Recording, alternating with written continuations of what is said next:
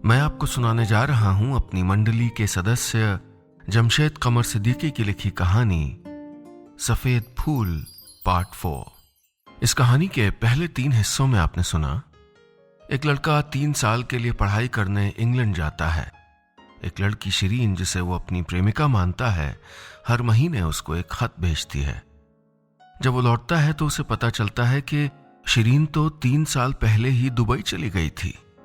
तो फिर हिंदुस्तान से उसे खत कौन भेज रहा था? जानने के लिए सुनिए कहानी का चौथा और आखिरी हिस्सा, सफेद फूल पार्ट 4। जिंदगी कभी कभी ऐसे मकाम पर लाकर खड़ा कर देती है जहां आप अपनी नजरों में खुद तमाशा बन जाते हैं। मैं उस वक्त ऐसे ही एक मोड़ पर खड़ा था। समझ नहीं आ रहा था कि मेरे साथ ये क्या हो रहा था। शिरीन जब उसी साल दुबई चली गई थी तो वो मुझे गलत पते से खत क्यों भेज रही थी? और ऐसा भी क्या हुआ कि वो अचानक नाराज हो गई और आखिरी के 3 महीनों में खत लिखा ही नहीं? अपने दोस्त ईशान के साथ मैं उन तमाम खतों को अपने चारों तरफ फैला कर बैठा था। हर खत की तह में एक छोटा सा सफेद फूल था। मैं गीली आंखों से हर खत को बार बार पढ़ रहा था। यार, ऐसा तो नहीं कि यह खत शिरीन के है ही नहीं? ईशान ने कहा तो मैंने चौंक कर उसे देखा। वो बोला, हो सकता है किसी और ने उसके नाम से, मतलब इट्स पॉसिबल। मैं उसकी आंखों में देखते हुए चढ़ी हुई भवें लिए कुछ सोच रहा था। तभी मैं फुर्ती से उठा और अलमारी से वो स्क्रैप बुक निकाली। जल्दी से उस गुलाबी स्क्रैप बुक का वो पन्ना खोला जहां शिरीन ने लिखा था, नाम Shirin Mustafa, favourite colour of sky, favourite dish mummy के हाथ का कढ़ी चावल। मैंने जल्दी से वो पहला खत निकाला जो शिरीन ने मुझको लिखा था। उसमें लिखा था कि मैं एयरपोर्ट इसलिए नहीं आ पाई क्योंकि तुम्हें जाता हुआ नहीं देख सकती थी।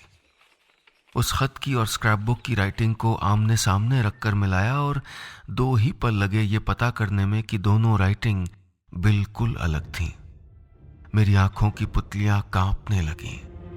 यानी जिन खतों को मैं अब तक शिरीन के खत समझकर सीने से लगाया था वो उसके लिखे थे ही नहीं। तो फिर क्या वही सच था जो मैं सोच रहा था? मैं कांपने लगा था। अपने आप को संभालो यार, देखो हो सकता है हमको कोई गलतफहमी हो। ईशान ने मुझे संभालते हुए कहा तो मैं चीख पड़ा, अरे कोई गलतफहमी नहीं है, ये खत शिरीन के नहीं है। तो किसके हैं? ईशान ने पूछा तो मैं फुर्ती से खड़ा हुआ और भागकर अलमारी की तरफ गया। वहां किनारे पड़ा एक बर्थडे कार्ड लेकर आया। इसके हैं, कहते हुए मैंने ईशान की तरफ वो कार्ड उछाल दिया। ईशान ने कार्ड उठाकर देखा तो वो हाथ से बना हुआ बर्थडे कार्ड था। उस पे आगे हैप्पी बर्थडे लिखा था और पीछे कोई कविता। नीचे लिखने वाले का नाम था कहकशां। ईशान के होठों पर वो नाम हैरानी के साथ आया। कार्ड और खत की लिखावट बिल्कुल एक जैसी थी। मेरे लिए सदमा 2 गुना था। पहला तो ये कि कहकशां ने मेरे साथ ये खेल खेला, और दूसरा ये कि शिरीन ने मुझे कभी कोई खत लिखा ही नहीं, यानी उसने मुझे कभी चाहा ही नहीं। दिल कई टुकड़ों में बिखर गया था। जिस लड़की से मैं ख्यालों में इश्क कर रहा था उसे तो पता भी नहीं था कि मैं उससे मुलाकात के लिए दिन रात दुआएं कर रहा हूं। मुझे कहकशां से बेहिसाब नफरत होने लगी। मैं जानना चाहता था कि आखिर छोटी सी बात का इतना बड़ा बदला क्यों लिया उसने। कहकशां कहाँ है? मैंने ईशान से पूछा तो वो लड़खड़ाता हुआ बोला, पिछले साल तक तो इसी शहर में थी, दिखी थी 1-2 बार मुझे कमला मार्केट में। फिर शायद वो अपने शहर लौट गई थी। लखनऊ से थी ना वो। कहकशां के साथ मैंने काफी वक्त गुजारा था, इसलिए मुझे पता था कि उसका ननिहाल पुराने लखनऊ में था। अगली सुबह मैं लखनऊ जाने वाली एक ट्रेन में बैठा था। मैं इस सबको यूं ही जाने नहीं दे सकता था। मेरे कुछ बेहद जायज सवाल थे जो मैं उससे पूछना चाहता था। आखिर क्यों किया उसने मेरे साथ ऐसा? क्यों मेरे दिल के साथ खेला, ये जानते हुए भी कि मैं शिरीन को पागलपन की हद तक चाहता था? ट्रेन की खिड़की पर लगे हुए शीशे पर दिखता हुआ मेरा अक्स मुझे एक ठगे हुए आशिक जैसा लग रहा था। ऐसा आशिक जिसके दिल के साथ बेरहमी से खेला गया था। मन से कहकशां के लिए बद्दुआएं निकल रही थीं। खिड़की से बाहर देखते हुए हर खेत, हर मैदान, हर टूटी हुई झोपड़ी में या तो हंसती हुई शिरीन दिख रही थी या फिर कहकहे लगाती हुई कहकशां। मैं उस पूरे सफर में सिर्फ रोता रहा, कभी ये सोचकर कि कहकशां ने मेरे दिल के साथ क्यों खेला, और कभी ये सोचकर कि शिरीन ने कभी मुझसे इश्क किया ही नहीं। उसने तो एक बार भी मेरे बारे में सोचा तक नहीं था, और मैं पिछले 3 साल से उसे दिल से लगाए घूम रहा था।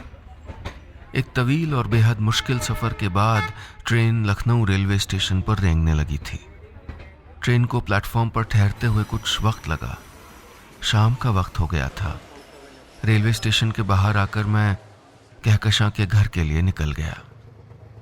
मैं उसे काफी वक्त से जानता था। वो अक्सर बताती थी कि पुराने लखनऊ के ऐशबाग इलाके में मोती मस्जिद के बगल में उसका घर है। ये जानकारी उसके घर तक पहुंचने के लिए काफी थी। मैंने एक हरे दरवाजे पर दस्तक दी। कोई है? कोई आवाज नहीं आई। वो एक औसत दर्जे का 2 मंजिला मकान था। उसको सफेद चूने से पोता गया था और दरवाजे पर 786 लिखा था। कोई है क्या?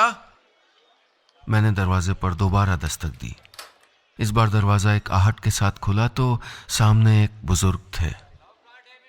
आदाब, मैं दिल्ली से आया हूं।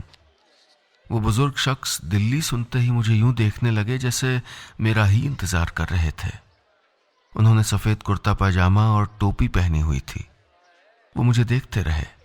मैंने कहा, कहकशां मेरे साथ पढ़ती थी आर्ट्स कॉलेज में। उससे कुछ काम है मुझको, क्या मिल सकता हूं उससे? मैंने कहा, लेकिन उन्होंने कोई जवाब नहीं दिया। गड्ढों में धसी उनकी आंखें मुझे लगातार घूर रही थीं। मैं उनके जवाब का इंतजार कर रहा था। मैंने कहा, क्या मैं कहकशां से मिल सकता हूं? नहीं, उन्होंने जवाब दिया। मैं इससे पहले कि कुछ कह पाता उन्होंने आगे कहा, तुम मुझसे नहीं मिल सकते हो। तुम क्या? कोई नहीं मिल सकता उससे। लेकिन क्यों?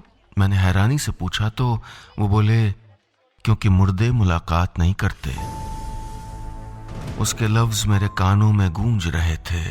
मेरी धड़कनें बढ़ने लगीं, मेरी हथेलियां पसीने में भीगने लगीं। कहकशां इस दुनिया में नहीं थी। कब हुआ ऐसे? मैंने लड़खड़ाती हुई जबान से पूछा तो वो बोले, 3 महीने पहले। लेकिन रुको, तुम्हारे लिए कुछ है मेरे पास। ये कहकर वो अंदर चले गए। मैं हैरान सा वहां खड़ा अपने सूख चुके होठों पर जबान फिराता रहा। बेचैनी बढ़ने लगी थी, पैर कांप रहे थे। वो लौटे तो उनके हाथ में एक लिफाफा था। बोले, इंतकाल से कुछ दिन पहले जब उसकी तबीयत बहुत खराब थी तब ये दिया था उसने। बोली थी, एक रोज एक लड़का मुझे पूछता हुआ आएगा, ये उसको दे देना। 3 महीनों से तुम्हारी अमानत संभाल के रखे हूं, ये लो। कहते हुए वो लिफाफा उन्होंने मेरी तरफ बढ़ा दिया। मैंने कांपते हुए हाथों से लिफाफा लिया तो उसमें एक खत था। मैंने जल्दी से उसे खोला और पढ़ने लगा। अस्सलाम वालेकुम। यह खत जब तक तुमको मिलेगा मैं तुमसे और इस दुनिया से इतनी दूर जा चुकी होंगी जहां से लौटना इंसान के बूते की बात नहीं है। जानती हूं तुम नाराज हो गए, लेकिन मैं भी थक गई हूं। सेहत बहुत खराब है आजकल। डॉक्टर कह रहे हैं दिल कभी भी साथ छोड़ देगा, इसलिए अब तुम्हें और किसी के नाम से खत नहीं लिखूंगी।